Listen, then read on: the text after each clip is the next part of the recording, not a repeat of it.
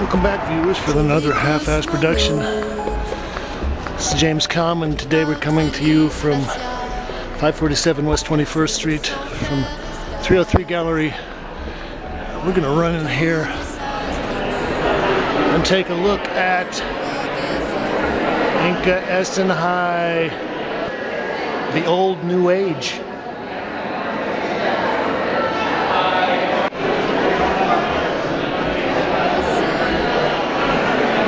Well, this is my first visit to the new 303 space here, and I'm a little nervous because they've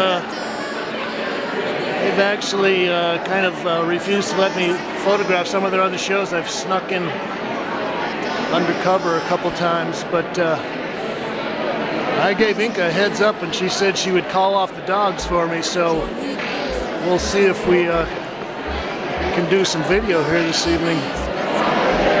This piece is titled Minor Sea Gods of Maine, 2009. And it's oil on canvas, 74 by 68 inches. Now, I think Inka is one of the very interesting youngish female painters, and she's been attracting a lot of attention for about 10 or 15 years now.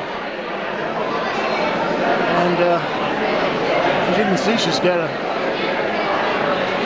great fan base. I noticed that she's got Mr. Chuck Close showed up here.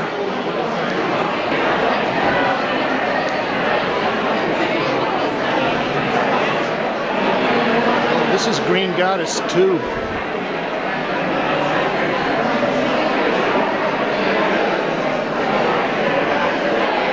And I was just taking a quick look through some of the images online, and I noticed that this new work, Inka seems to be concentrating a lot more on landscape. She's got her kind of strange, ethereal, vaporized forms here. So maybe we've got forest spirits here.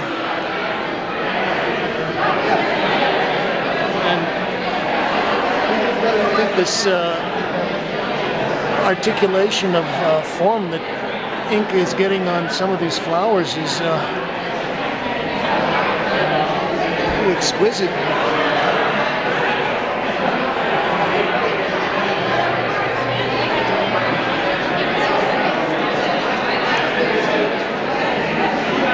This is Green Goddess.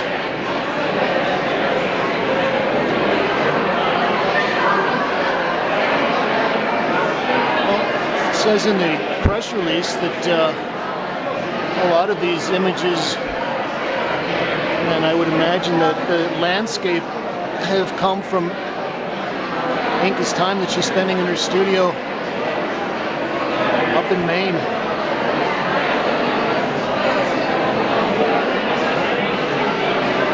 I don't know, maybe we'll be able to snag her and ask her some questions, because I think in a very interesting way this work kind of relates to some of the strange mutation of surrealism lately, maybe even pop surrealism. This is titled Molly Waiting in Field. It's actually a very nice rendering of the horse here. Well, I think this is Inka's third show here at 303, and I reviewed her last show that was at their other gallery, and I said at the time that I think one of the kind of the territories that she's pushing that might verge on, I don't know, the unacceptable in the New York art scene, is that she was almost pushing a level of illustrationism, or kind of a well-rendered forms.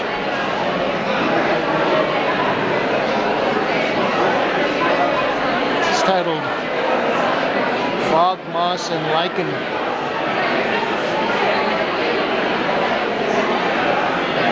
And if you just were to look at this quickly, it would look like a pretty straight landscape, but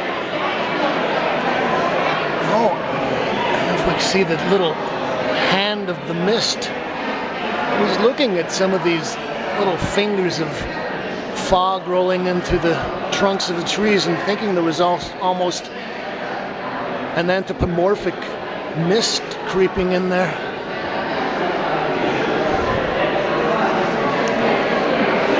Oh, here's the artist right here. It's Inka. Well, now we're talking with Adam Sennett, and you're a painter and you're a fan of Inka. Tell us what you like about her work. I've liked Inka's work for a long time. I remember seeing it first in the late 90s, I guess, and it's been really interesting to watch the evolution of the work. That has been interesting. Yeah. But what is it specifically that really attracts you to the work or makes you think about the work? It's really dynamic, and I like seeing work that I feel like I've never seen before. She is a wonderful technician as well. Yeah, I mean, from the enamel to now working in oil. Yes. I think she's really mastered both mediums and used them in really different ways, and that's exciting to see an artist taking a risk when that's exactly what I was thinking. Becomes well known for one medium and then has the guts to change and go into something else. Yeah. Okay, thanks, Adam. Yeah. Oh man.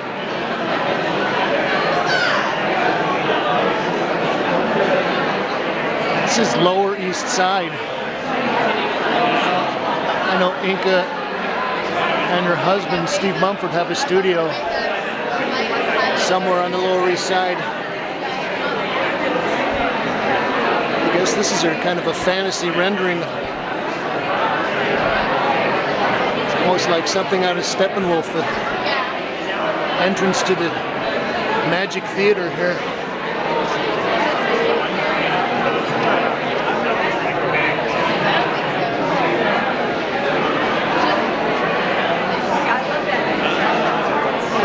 I think this is a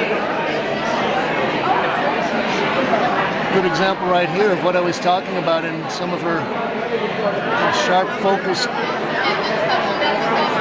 figuration. And now we're talking with the artist, Inka Essenhigh. Well, congratulations, the show looks great. I heard you talking with David Humphreys about some of the things you've been working on, like trying to articulate the faces a little bit. Maybe you could tell us a little bit about some of your thinking and what went into doing the show. Well, let's see. That's kind of a big question. All right, break it down into smaller parts if you like. In regards to David and I get together and we draw a little bit. And for the past couple of years, I wanted to get better at drawing specific portraitures, and so it was just something that I made a conscious effort with. And he's been around to. And I also said that I noticed you seem to be concentrating a little bit more on the landscape. Is that because you're spending time out in your studio in Maine? Yeah, that's right. Yeah, so a lot of the they come from life. So now I'm doing a lot more life drawing and getting a lot more information about what I'm doing before I start. And are those the fairies from Maine, or the forest maidens or whatever that are running around in Maine as well? Absolutely, yeah. Anyway, thank you, Inka, and thanks for calling off the dogs here. I was afraid I might get stopped doing photographs here, but the show looks great. Congratulations. Inka Essenhigh, thanks. This is James Kalm reporting on Inka Essenhighs, The Old New Age. Thanks, Kate.